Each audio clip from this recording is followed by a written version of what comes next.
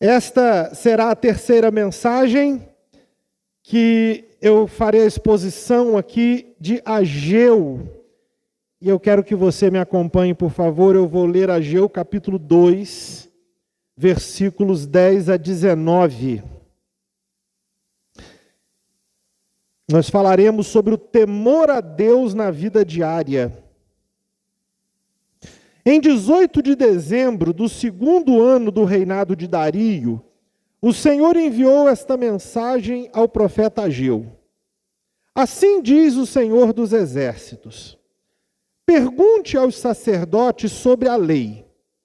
Se alguém levar um sacrifício e se alguém levar em sua roupa a carne consagrada de um sacrifício, e se por acaso a roupa tocar num pão, num ensopado, em vinho, em azeite, ou em qualquer outro alimento, esse alimento também se tornará consagrado? Não, responderam os sacerdotes. Em seguida, Ageu perguntou: se alguém se tornar cerimonialmente impuro, ou tocar num cadáver e depois tocar num desses alimentos, o alimento ficará contaminado? Sim, responderam os sacerdotes. Então Ageu disse: é o que acontece com esse povo e esta nação, diz o Senhor. Tudo o que fazem e oferecem é contaminado por seu pecado. Vejam o que está acontecendo, o que estava acontecendo com vocês antes de começarem a lançar os alicerces do templo do Senhor. Quando esperavam uma colheita de 20 medidas, colhiam apenas 10. Quando esperavam tirar 50 medidas da prensa de uvas, tiravam apenas 20. Enviei ferrugem, mofo e granizo para destruir tudo o que vocês trabalharam para produzir. E, no entanto, vocês não voltaram para mim, diz o Senhor. Pense neste dia 18 de dezembro, o dia em que foram lançados os alicerces do templo do Senhor. Sim, pensem bem, eu lhes faço uma promessa agora, enquanto a semente ainda está no celeiro e suas videiras, figueiras, romãzeiras e oliveiras ainda não deram frutos, mas de hoje em diante eu os abençoarei. Meus irmãos, o povo estava trabalhando ali na reconstrução do templo. Havia passado quase 4 meses desde a primeira profecia, a primeira mensagem de Ageu. E ele volta a falar ao povo de Judá. Deus o enviou aos sacerdotes com 2 perguntas. A primeira delas, as perguntas foram sobre a lei, sobre a aplicação da lei, especialmente as leis de pureza, no que diz respeito a alimentos. E a primeira pergunta foi a seguinte: se alguém levar em sua roupa a carne consagrada de um sacrifício, e esta roupa tocar outro alimento, esse também se tornará consagrado? O alimento que a roupa tocar se tornará consagrado? Não, não se tornará. A segunda pergunta foi: se alguém se tornar cerimonialmente impuro por ter tocado num cadáver, caso toque num alimento, esse alimento ficará contaminado? Sim, responderam eles. Havia normas específicas na lei a esse respeito. Por exemplo, sobre essa carne consagrada, carne santa, a carne que era usada nos sacrifícios. Em alguns sacrifícios, a carne era completamente queimada. Em outros sacrifícios, porém, ofertas pacíficas, uma parte dessa carne poderia ser consumida pelos sacerdotes, poderia ser consumida pela família do ofertante, mas aquela carne era uma carne santa, uma carne consagrada. Dá uma olhada, por favor, em Levítico capítulo 6, versículo 27. diz assim: qualquer pessoa ou objeto que tocar a carne do sacrifício se tornará santo. Ou seja, havia uma questão de comunicação de santidade com a carne do sacrifício. Mas a pergunta de Ageu é o seguinte: tudo bem, mas e se eu pegar essa carne e colocar na minha roupa e transportar aquilo? Esta roupa, se ela tocar em outras coisas, isso santificará as outras coisas? Não. A coisa santificada não transmitia indiretamente a santidade. A segunda pergunta foi sobre tocar em cadáveres. A lei dizia, lá em Números, capítulo 19, deixe-me mostrar esse texto para você também. Números, capítulo 19, verso 22. Ele diz assim, verso 11 primeiro, desculpem-me. No verso 11 ele diz assim: quem tocar um cadáver humano ficará cerimonialmente impuro por 7 dias. Então havia essa percepção deles de que ao lidar com um cadáver, isso deixava o indivíduo cerimonialmente impuro. E o que acontecia? Se esta pessoa impura tocasse em outra coisa, esta coisa ficaria contaminada. É o que o verso 22 diz. Qualquer coisa ou pessoa que o indivíduo contaminado tocar, ficará impura até o entardecer. Então vejam vocês, a carne, ou quem tocasse, ou qualquer coisa que tocasse a carne santa, não transmitia essa santidade para as outras coisas que tocasse. Mas se por acaso alguém estivesse contaminado, cerimonialmente impuro, sim, essa coisa, se ele tocasse algo, esta coisa ficaria contaminada. A pergunta de Ageu foi nessa direção. E mediante a resposta dada pelos sacerdotes, Ageu diz a eles e ao povo acerca da realidade deles. No verso 14, Ageu 2,14, ele diz assim: é o que acontece com este povo e com esta nação, diz o Senhor. Tudo o que fazem e oferecem é contaminado por seu pecado. Vale ressaltar, se você olhar aí para o versículo 15, que Ageu estava se referindo ao que acontecia com eles antes do início da obra do templo. O versículo 15, aí, de Ageu, sugere isso para a gente. Vejam o que estava acontecendo com vocês antes de começarem a lançar os alicerces do templo. Então, ele está falando do que vinha acontecendo com eles. Um tempo que, como a gente pôde ler lá no livro de Esdras, eles tinham construído um altar provisório, lá no local mesmo onde o altar deveria ser construído, e eles passaram a oferecer os seus sacrifícios ali, todos os sacrifícios que eram exigidos pela lei, mas eles deixaram de lado a ideia de construir o templo. Vamos entender então o que esse Ageu 2,14 está dizendo. O povo estava pensando que oferecer sacrifícios sobre aquele altar improvisado os santificaria, justificando a negligência quanto à construção do templo.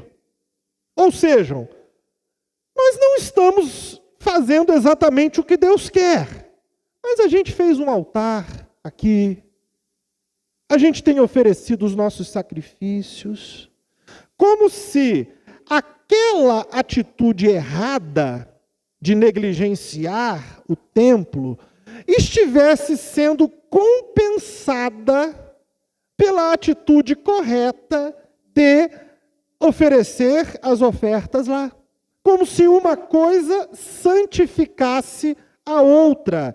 Mas não era isso que estava acontecendo. Não funciona assim. Na verdade, o que Ageu está dizendo aí nesse verso 14 é que o pecado estava contaminando aquilo que eles faziam e ofereciam. De modo que até as ofertas que eles faziam sobre o altar eram desagradáveis a Deus. Perceberam isso? Versículo 14. Tudo o que vocês fazem e oferecem é contaminado pelo seu pecado. A devoção deles estava sendo contaminada pelas atitudes pecaminosas que tinham. E Ageu, então, faz essa advertência de que a impureza estava transmitindo contaminação para tudo o que eles tocavam. E nós vamos perceber, então, como a falta de temor em um aspecto da vida acaba contaminando todos os demais. Deus vinha chamando a atenção do povo de Judá há muito tempo para isso. A partir do versículo 15, como nós vimos, Ageu chama a atenção, pede que eles pensem naquilo que vinha acontecendo antes deles começarem a lançar os alicerces do templo. E ele prossegue no verso 16: vocês esperavam colher 20 medidas, mas colhiam 10. Esperavam 50 medidas da prensa de uva, mas só tiravam 20. Verso 17, o Senhor diz assim: enviei ferrugem, mofo e granizo para destruir as coisas que vocês produziam. Preste atenção nisso, porque estas coisas para as quais Ageu está pedindo, olhem no que vinha acontecendo, eram sinais, eram alertas, micros juízos de Deus, a fim de despertá-los. O Senhor disse a eles: eu enviei estas coisas. Algumas traduções bíblicas, não sei qual que você está usando, mas o Senhor diz assim: eu os feri, eu feri vocês. Ele havia feito. Há tempos, Deus estava demonstrando o seu descontentamento com a atitude deles. Mas apesar disso, o verso 17 conclui assim: vocês não voltaram para mim, diz o Senhor. O Senhor os chamando, tentando despertar. Mas eles não se tocavam. Até que foram finalmente despertados pela pregação de Ageu, e aí sim voltaram a se dedicar à reconstrução do templo. Esta terceira mensagem de Ageu chama a atenção para o fato de que a aliança com Deus, ela prevê uma escolha entre vida e morte. Dá uma olhadinha comigo em Deuteronômio, capítulo 30. Deuteronômio tem muito dos termos dessa aliança com o Senhor. Mas em Deuteronômio capítulo 30, a partir do versículo 15, ele diz assim: agora ouçam, hoje lhes dou a escolha entre a vida e a morte, entre a prosperidade e a calamidade, pois hoje ordeno que amem o Senhor seu Deus e guardem seus mandamentos, decretos e estatutos, andando em seus caminhos. Se o fizerem, viverão e se multiplicarão, e o Senhor seu Deus abençoará vocês e a terra que estão prestes a entrar para tomar posse dela. Se contudo o seu coração se desviar e vocês se recusarem a ouvir, e se forem levados a seguir e adorar outros deuses, eu os advirto hoje de que certamente serão destruídos. Não terão uma vida longa e boa na terra que estão atravessando o Jordão para ocupar. Hoje lhes dei a escolha entre a vida e a morte, entre bênção e maldição. Agora chamo os céus e a terra como testemunhas da escolha que fizerem. Escolham a vida, para que vocês e seus filhos vivam. Façam isso amando, obedecendo, apegando-se fielmente ao Senhor, pois Ele é a sua vida. Se vocês o amarem e lhe obedecerem, Ele lhes dará vida longa na terra que o Senhor jurou dar a seus antepassados, Abraão, Isaque e Jacó. A aliança de Deus com o povo previu uma escolha: vida ou morte, bênção ou maldição. Guardem os decretos, os mandamentos e os estatutos, e vocês viverão. Se contudo o seu coração se desviar e se recusarem a ouvir, serão destruídos. A advertência feita por Ageu era exatamente para que eles pudessem entender que haviam quebrado a aliança com o Senhor. Você perceberá que no capítulo de Deuteronômio, capítulo 28, versículos 38 e 39, nós vamos encontrar as situações que eles estavam vivendo descritas aí. Versículo 38 diz assim: semearão muito, mas colherão pouco, pois os gafanhotos devorarão suas plantações. Plantarão vinhedos e cuidarão deles, mas não beberão o vinho, nem comerão as uvas, pois vermes devorarão as videiras. Ageu está trazendo para eles isso, dizer assim: vejam tudo isso que estava acontecendo. Ageu estava querendo trazê-los à compreensão. Nosso povo quebrou a aliança ao se tornar negligente.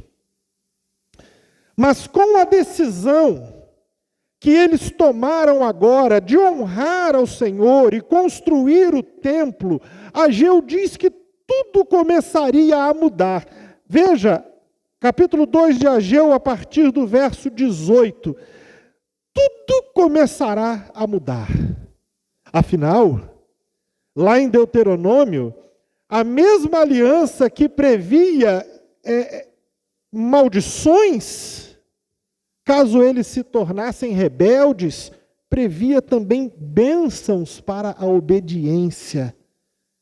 Eu não vou ler o texto aqui agora, mas se você olhar para o texto de Deuteronômio 28, versículos 1 a 8, você verá isso.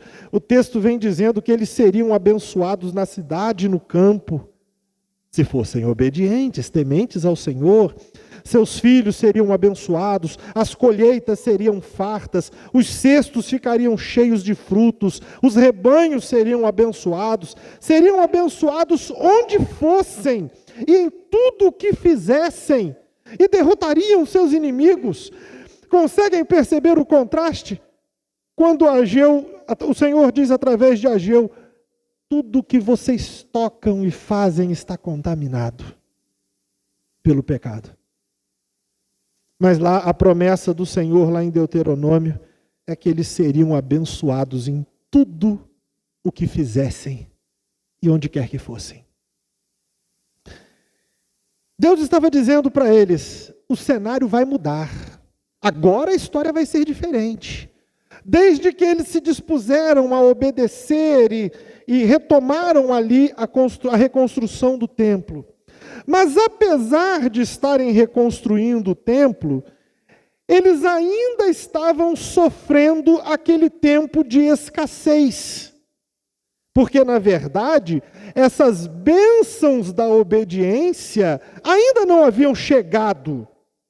A última colheita, e foi isso que Ageu os fez refletir, tinha sido um fracasso. Aí nos versos 16 e 17, você vê isso. Semeou muito, mas não colheu quase nada.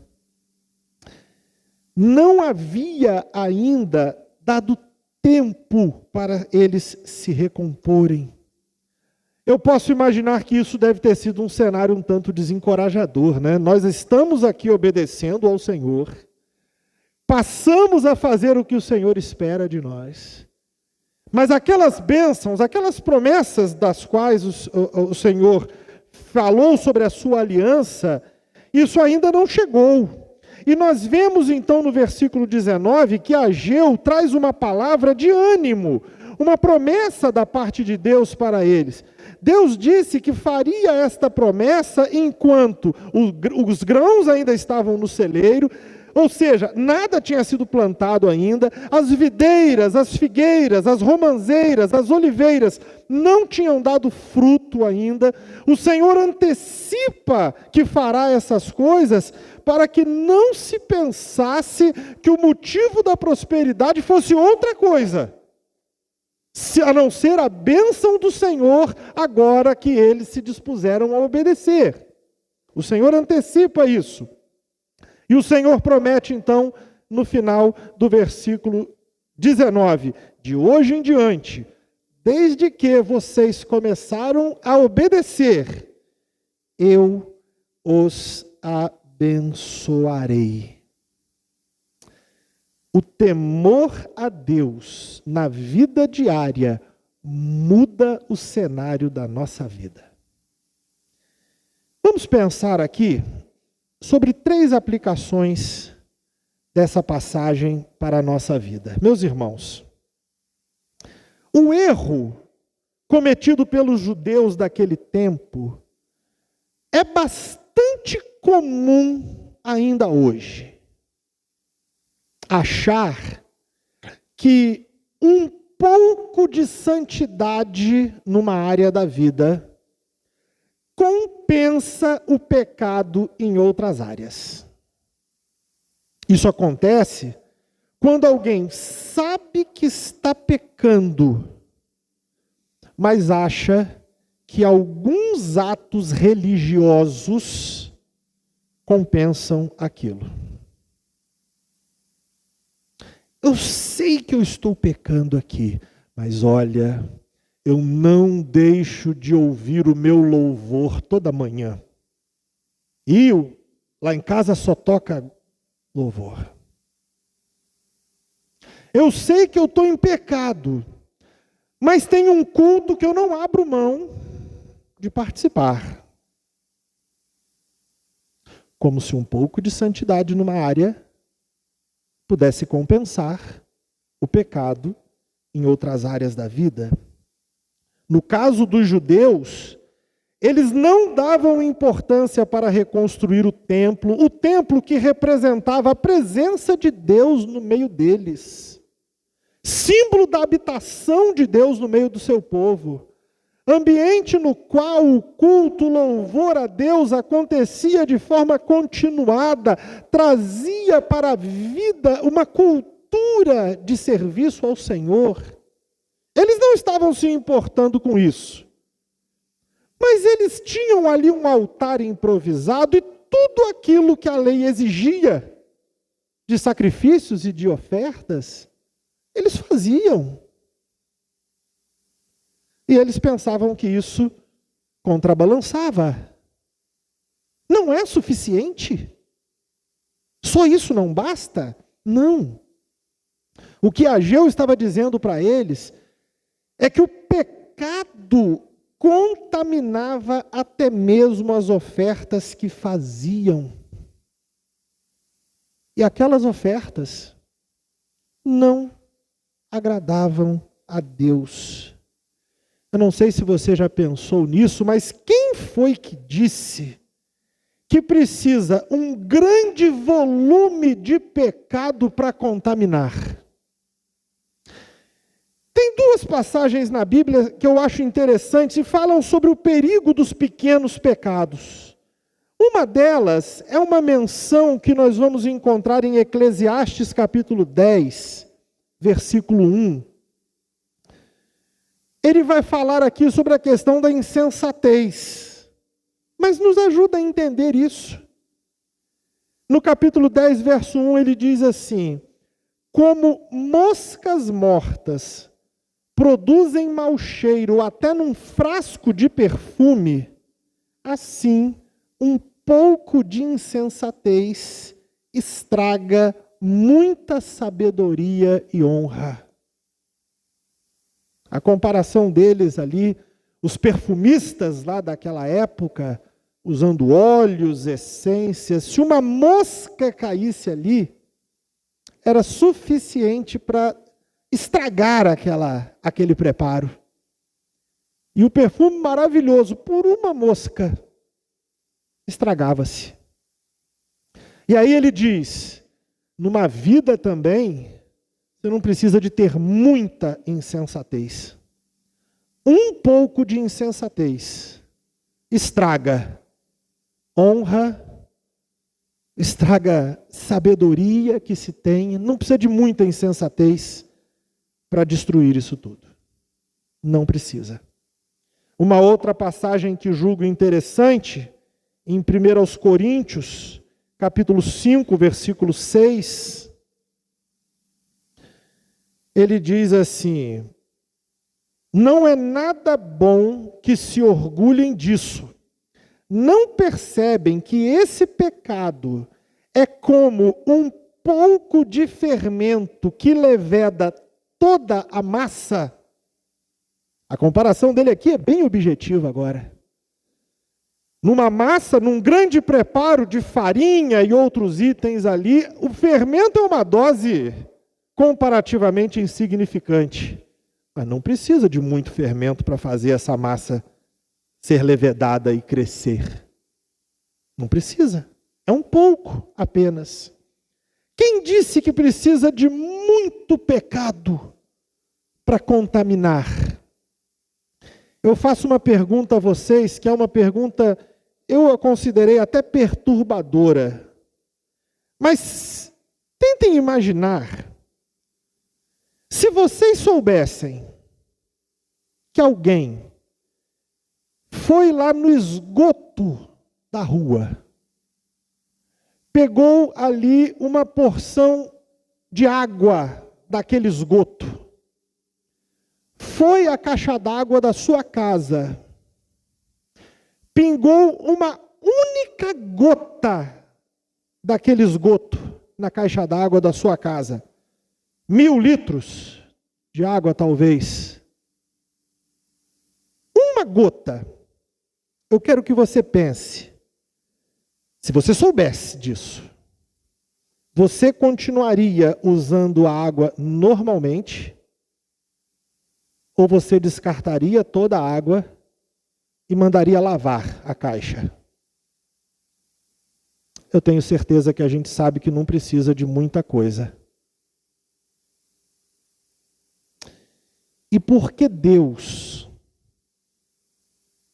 haveria de se agradar da nossa adoração quando ela chega a Ele,